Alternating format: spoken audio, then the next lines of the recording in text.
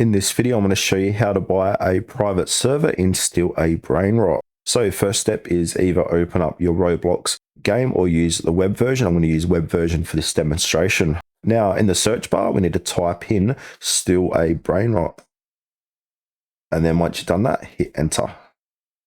Then from here, click on the top left-hand corner, Steal A Brainrot by Brazilian Spider. Now inside of here, Steal A Brainrot by Brazilian Spider. Now, once you're on this page, go ahead. We've got 3 different tabs. Click on the server tab or servers tab.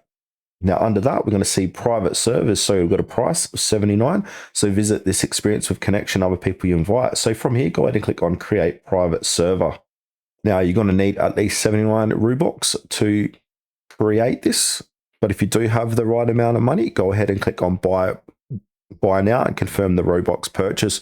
Now, if you don't have enough Robux, don't worry, you'll be prompted to buy more. After purchasing, you immediately configure the server. Now, after purchase, you can set who's allowed, so you can invite friends, set group access, rename or deactivate the server, and change other permissions from the same server sections.